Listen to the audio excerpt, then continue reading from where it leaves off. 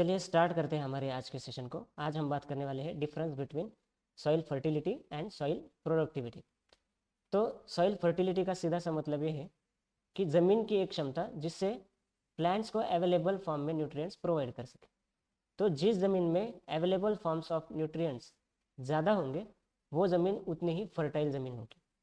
ठीक है, क्योंकि जितने ज़्यादा न्यूट्रिएंट्स अवेलेबल होंगे उतने ही वो प्लांट्स एब्जॉर्ब करेंगे और उससे फर्टिलिटी प्रोडक्टिविटी इंक्रीज होगी। सो ज़मीन की ऐसी क्षमता जो प्लांट्स को अवेलेबल फॉर्म्स में न्यूट्रिएंट्स अवेलेबल कराती है, इसी को हम कहते हैं सॉइल फर्टिलिटी। अब सॉइल प्रोडक्टिविटी का सीधा संबंध जो है वो उत्पादन से है या यील्ड से है। सो एक यूनिट एरिया अगर हम लेंगे ज़मीन का, उस यूनिट एरिया से हमें कितनी यील्ड मिल रही है, अगर हम उस यूनिट एरिया को अच्छे से ख्याल कर रहे हैं, उसकी केयर कर रहे हैं, एक एनवायरनमेंट डिफाइंड एनवायरनमेंट में उसे रखा जा रहा है, तो कितनी यील्ड उस यूनिट एरिया से हमें मिल रही है, इसको हम कहते हैं सॉइल प्रोडक्टिविटी। ठीक है, तो सॉइल फर्टिलिटी का संबंध है न्यूट्रिएंट्स प्रोवाइड करने से, सॉइल प्रोडक्टिविटी का संबंध है यील्ड से। दूसरा पॉइंट पे आते हैं, it is index of available nutrients to plant. मतलब जितनी सॉइल फर्टाइल होगी उतना ही अवेलेबल न्यूट्रिएंट्स का इंडेक्स जो है वो हाई होगा, और जितना ये इंडेक्स हाई होगा उतनी ही फर्टिलिटी भी ज़्यादा होगी। सो दोनों कोरिलेटेड है। ठीक है, और इसका वाइस वर्सा भी कर सकते हैं। अगर इंडेक्स की वैल्यू कम है तो इसका मतलब है अवेलेबल न्यूट्रिएंट्स कम है, इसका दूसरा अर्थ यह है कि सॉइल फर्टिलिटी भी कम है। ठीक है, यहाँ पे लिखा गया it is use to indicate crop yield. तो प्रोडक्टिविटी क्रॉप यील्ड को डिनोट करती है। जितनी सॉइल प्रोडक्टिव होगी उतनी ही यील्ड ज़्यादा होगी, और जितनी ही यील्ड कम होगी उतना ही हम मान सकते हैं कि सॉइल प्रोडक्टिव नहीं है। तीसरे पॉइंट पे आते हैं, it is influenced by physical, chemical and biological factors of soil.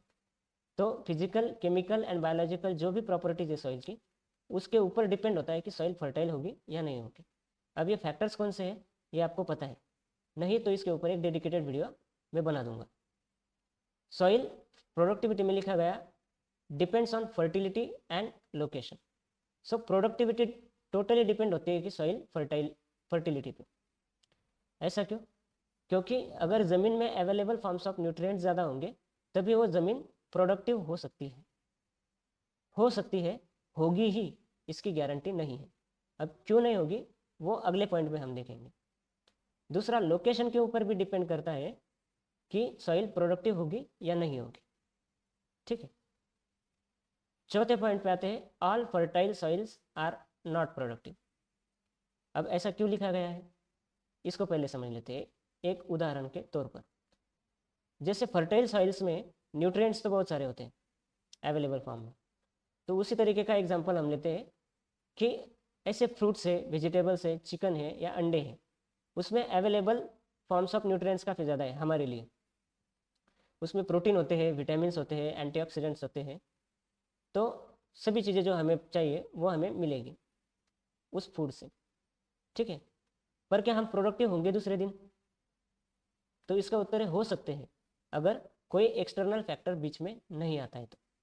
ठीक है, जैसे अगर हम फ्रूट्स, वेजिटेबल्स, अंडे, चिकन खा लेते हैं और हमें लगता है कि सुबह हम प्रोडक्टिव उठेंगे, लेकिन उस दिन हमने सिर्फ 2-3 घंटे की ही नींद ली, तो इस वजह से क्या हो गया, जो फूड हमने लिया था वो डाइजेस्ट नहीं हुआ प्रॉपरली, और इसी कारण वो फूड जो है एब्जॉर्ब नहीं हुआ बॉडी में, तो हम प्रोडक्टिव फील नहीं करेंगे, क्योंकि दूसरा फैक्टर जो है एक्सटर्नल फैक्टर वो बीच में आ गया स्लिप के तौर पर। तो यहाँ पे भी ऐसा ही होता है, जो फर्टाइल सॉइल होती है उसमें न्यूट्रिएंट्स तो होते हैं भरपूर, लेकिन एक्सटर्नल फैक्टर्स बीच में आ जाते हैं। अब ये एक्सटर्नल फैक्टर्स कुछ भी हो सकते हैं, जैसे उस लैंड के जो फार्मर है उसने ध्यान नहीं रखा है उस लैंड का अच्छे तरीके से। दूसरा, बारिश बहुत ज़्यादा हो गई। तीसरा, बारिश बहुत कम हो गई। चौथा, टेम्परेचर बहुत ज़्यादा रहा कुछ दिनों तक लगातार। पांचवा, डिसीज आ गए उस प्लॉट के ऊपर। छठवा, पेस्ट आ गए, स्प्रेइंग वगैरह नहीं की। तो ये एक्सटर्नल फैक्टर्स के कारण सॉइल फर्टाइल होने के बावजूद भी प्रोडक्टिव नहीं हो पाती है, यील्ड नहीं दे पाती हम। इतना क्लियर हो गया? लेकिन यहाँ पे लिखा गया है कि all productive soils are fertile. अब ऐसे कैसे?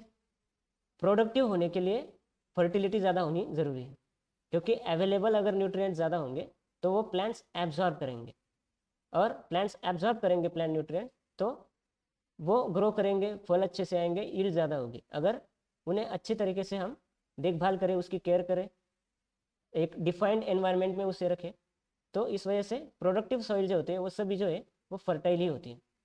जैसे पिज़्ज़ा और बर्गर खा के कोई प्रोडक्टिव नहीं बन सकता, क्योंकि अवेलेबल न्यूट्रिएंट्स प्रोटीन उसमें कुछ नहीं।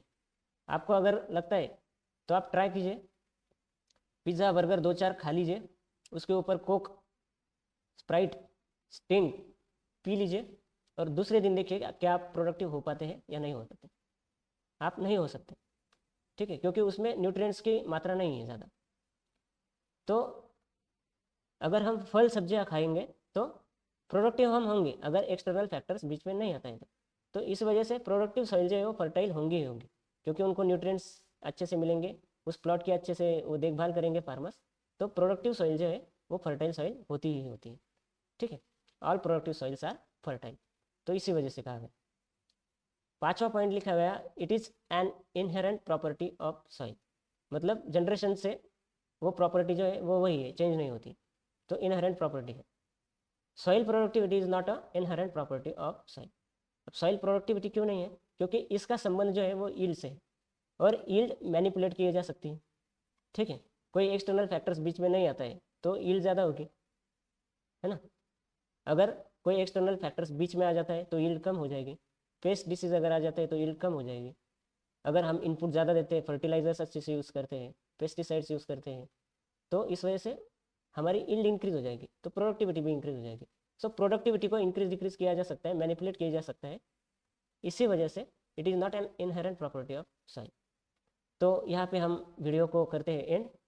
अगर आपको वीडियो अच्छा लगा हो तो एक लाइक ज़रूर कर दीजिए। Thank you so much.